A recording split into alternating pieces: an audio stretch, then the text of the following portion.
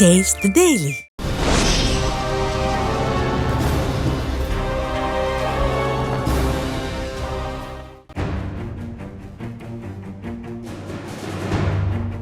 ஸ்ரீலங்காவின் புதிய ஜனாதிபதியாக தெரிவாகியுள்ள அனுரகுமார திசாநாயக்க பெரும்பான்மையான இலங்கை மக்களின் ஒப்பற்ற தலைவனாகவே பரிணாமம் பெற்று வருகின்றார். குறிப்பாக இலங்கை இளைஞர்களின் ஒரு கதாநாயகனாகவே அவர் மாறிக்கொண்டிருக்கின்றார். ஊழலை முற்றாகவே ஒழித்து விடுவதான அவரது பிரகடனங்கள், காலகாலமாக இலங்கையில் ஊறிப்போய்விட்டுள்ள பீரணவாதத்தை கக்காத அவரது பேச்சுக்கள், செயல்கள் தமிழ் முஸ்லிம் இளைஞர்களை கூட அவரை ஆசையுடன் திரும்பி பார்க்க வைத்து வருகின்றது. அனுர நடந்தால், இருந்தால், சிரித்தால் அனைத்துமே தலைப்புச் செய்தியாகிவிடுகின்ற அளவுக்கு அனுர காய்ச்சல் இலங்கை முழுவதையும் இனமத பேதம் இல்லாமல் பிடித்தாட்டிக் கொண்டிருக்கின்றது. இலங்கையில் புரையோடி போய் கிடக்கின்ற ஊழலை முற்றாகவே அனுரவின் ஆட்சி முடிவுக்கு கொண்டு வந்துவிடும் என்று உறுதியாக நம்புகின்றது இலங்கையின் அடுத்த தலைமுறை. என்னை பொறுத்தவரையில் அனுரவின் வருகையைத் தொடர்ந்து எமது அடுத்த தலைமுறையினர் மத்தியில் உருவாகி வருகின்ற அனுர தொடர்பான இந்த புதிய எதிர்பார்ப்பு அலையில் ஒரு சில நியாயங்கள் இருப்பதாகவே படுகின்றது.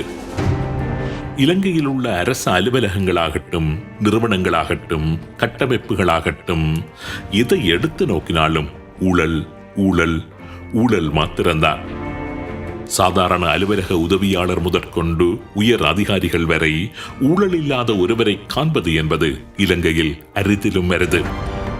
உதாரணத்திற்கு, இலங்கையில் ஏராளமான கோழிப்பண்ணைகள் இருக்கின்றன. அந்த பண்ணைகளுக்கான கோழி தீனி வெளிநாடு ஒன்றில் இருந்துதான் இறக்குமதி செய்யப்பட்டு வருகின்றது. அந்த கோழிகளுக்கான தீனியை நினைத்தால் இலங்கையிலேயே எம்மால் உற்பத்தி செய்துவிட முடியும். ஆனால் கோழித்தீனி தயாரிக்கும் இயந்திரங்களை இலங்கைக்கு இறக்குமதி செய்ய அனுமதி இல்லையா? கோழித்தீனியை ஒரு முக்கிய பிரமுகர் வெளிநாடுகளில் இருந்து இறக்குமதி செய்து வருவதன் காரணமாக இலங்கை போன்ற ஒரு நாட்டிற்கு தேவையான அத்தனை மின் உற்பத்தியையும் மின்காற்றாடி, சூரிய மின்சாரம், நீர்மின் உற்பத்தி நிலையம் போன்ற இலங்கையில் கிடைக்கும் வளங்களை கொண்டே தாராளமாக செய்துவிட முடியும். ஆனால் இலங்கைக்கு தேவையான மின்சாரத்தின் பெரும் பகுதி எரிபொருளின் ஊடாக தயாரிக்கப்படுகின்ற மின்சாரத்தில் தான் திட்டமிட்டு தங்க வைக்கப்பட்டிருக்கின்றது. ஏனென்றால் இலங்கையின் சில முக்கிய புள்ளிகள் எரிபொருளை இறக்குமதி செய்து லாபம் சம்பாதித்து வருவதன் காரணமாக. ஆக இலங்கை என்பது ஊழலில் திளைத்து போய் மீள முடியாத ஒரு ஊழல் புதையுளிக்குள் அமிழ்ந்து கொண்டிருக்கின்றது. ஒரு அரசு அலுவலகத்தில் ஒரு ஊழியர் சாதாரணமாக 8 மணி நேரம் பணி செய்ய வேண்டுமானால் அவரது மனித உழைப்பு வெறும் 4 மணி நேரம் மாத்திரம்தான் உற்பத்திக்கு வழங்கப்பட்டு வருகின்றது. ஊழல் நிறைந்த நிர்வாக கட்டமைப்பு காரணமாக வினைத்திறன் குறைந்த வேலையாட்கள் நிறைந்த ஒரு சமுதாயமாக இலங்கை உருவாகிவிட்டுள்ளது. உலகிலேயே அதிக விடுமுறைகளை கொண்ட ஒரு நாடு இலங்கைதான்.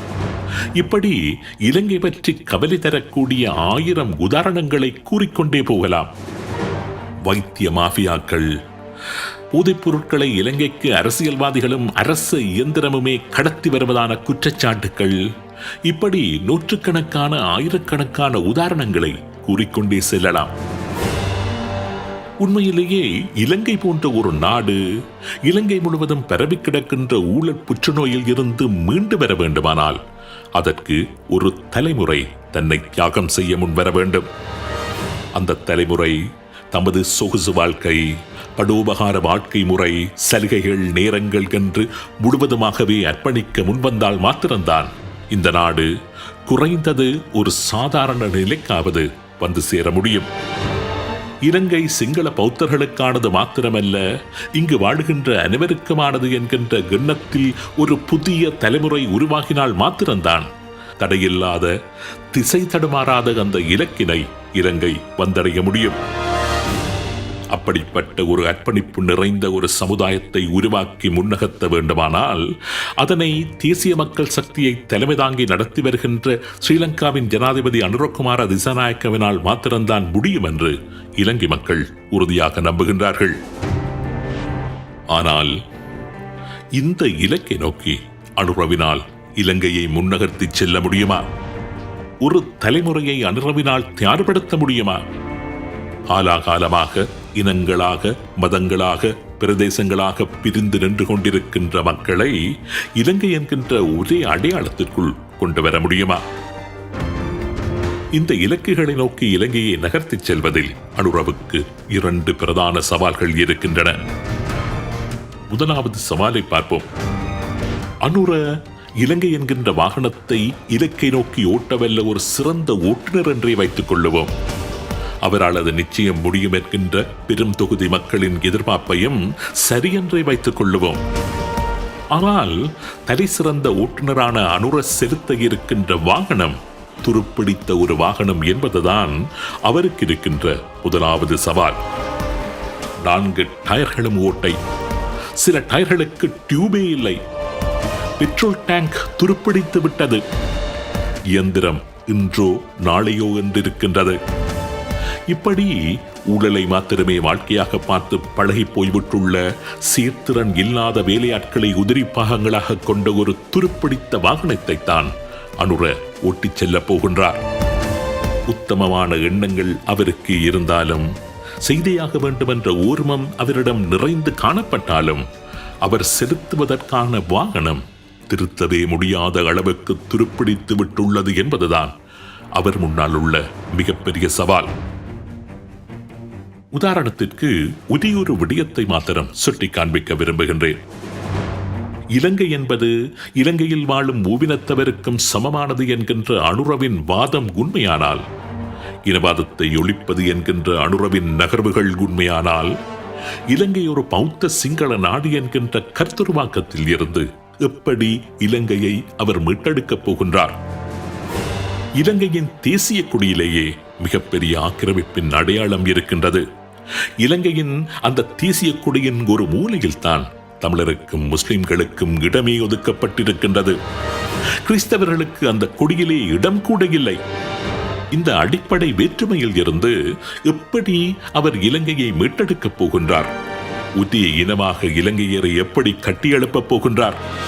தமது நாட்டின் தேசிய கொடியிலேயே தமக்கான இடத்தை தர முன்வராத ஒரு நாட்டுக்காக தமிழர்களும் முஸ்லிம்களும் கிறிஸ்தவர்களும் எப்படி தங்களை அர்ப்பணிப்பார்கள்? அனுர என்கின்ற சிறந்த ஓட்டுநர் ஓட்ட இருக்கின்ற வாகனத்தின் 4 டயர்களுமே ஓட்டை என்று நான் சற்று முன்னர் கூறியது இதனைத்தான். இலங்கையின் முழு சிஸ்டமுமே ஊழலால் நிறைந்திருக்கின்றது அல்லது இனவாதத்தில் திளைத்து போயிருக்கின்றது. அனுரவுக்கு இருக்கின்ற 2வது சவால் அயல் மற்றும் மேற்குலக நாடுகள். இந்து சமுத்திரத்தின் புவிசார் அரசியல் போட்டிக்குள் சிக்கப்பட்டு நின்று கொண்டிருக்கின்ற இலங்கை என்கின்ற நாடு ஒரு சிவப்பு சட்டைக்காரனின் கைகளுக்குள் செல்வதை இந்த நாடுகள் நிச்சயம் தமக்கான ஒரு அச்சுறுத்தலாகவே பார்க்கும். இன்னதான் நடுநிலை அணிசேரா கொள்கை என்று 1000 காரணங்களை அனுர கூறினாலும், தம்முடன் இல்லாத ஒரு நாட்டை தனது எதிரியாகவே பார்க்கின்ற ஒரு ராஜதந்திரம்தான் இந்த நாடுகளுக்கு இருக்கின்றது. அப்படித்தான் அவை இலங்கையின் புதிய ஆட்சியை பார்க்கின்றன என்று கூறினார் இந்த நாடுகளின் ராஜதந்திரிகளுடன் நெருங்கிய தொடர்பை வைத்துள்ள ஒரு நண்பர். இன்னும் 6 மாத கால அவகாசம்தான் அனுரவின் ஆட்சிக்கு வழங்கப்பட்டுள்ளதாக அந்த ராஜதந்திரிகள் எனது அந்த நண்பரிடம் தெரிவித்ததாக அவர் என்னிடம் கூறினார்.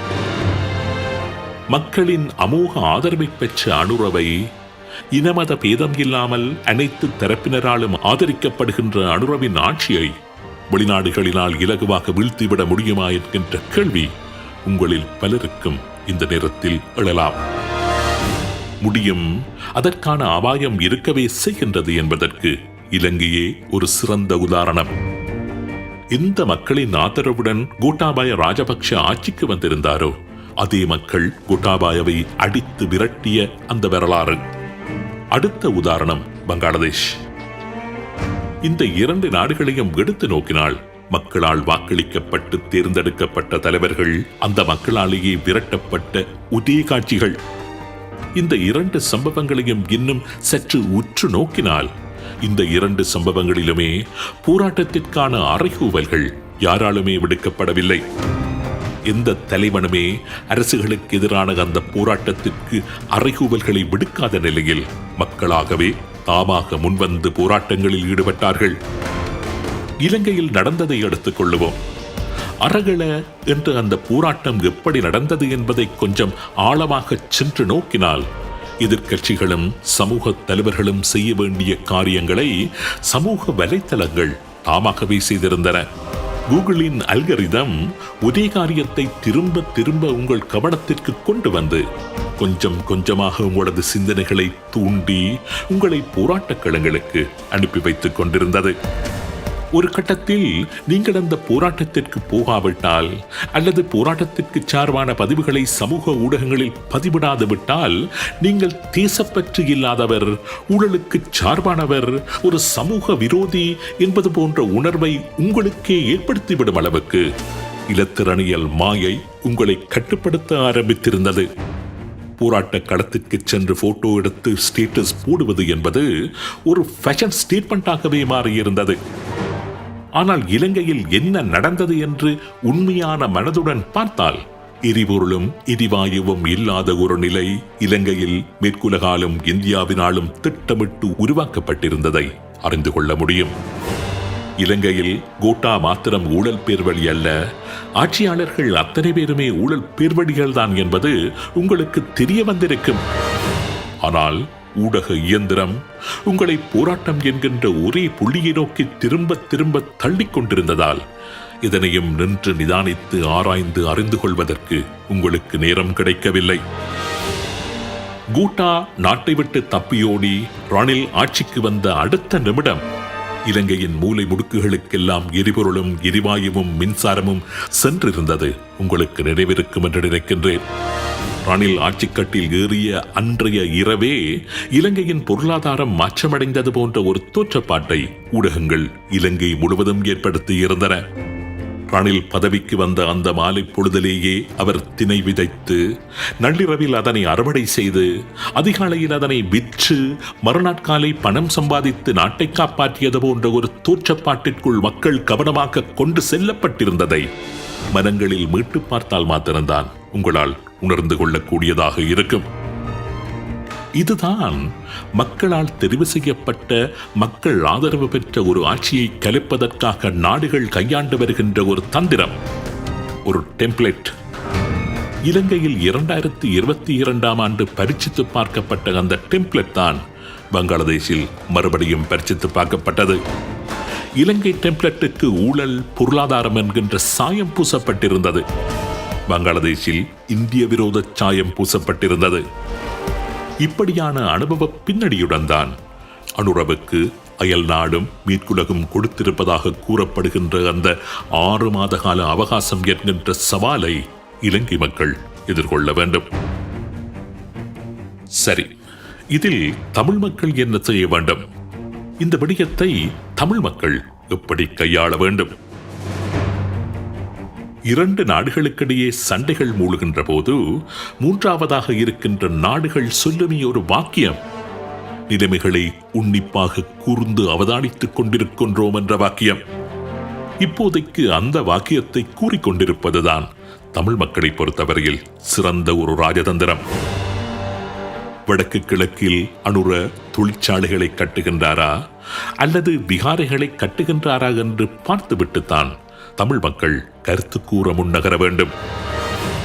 ஒருவேளை நீங்கள் 40 வயதை கடந்தவர் என்றால் 1994 ஆண்டில் சமாதான புறாவாக வந்த சந்திரிகா பற்றியும் அவரது சமாதான தோற்றத்தில் மயங்கி தமிழ் மக்கள் சந்திரிகா செயலை சந்திரிகா காப்பு என்று பெயர் சூட்டி கொண்டாடிய அந்த காலத்தையும், அதன் பின்னர் அந்த சமாதான புறா எப்படி கழுகாக மாறி நவாலியில் குண்டு வீசி சூரிய கதிரால் யாழ்குடாவை சுட்டெரித்தது என்கின்ற வரலாறுகளையும் நேரம் கிடைக்கின்ற போது இந்த 2K கிட்ஸுடன் கொஞ்சம் பகிர்ந்து கொள்ளுங்கள்.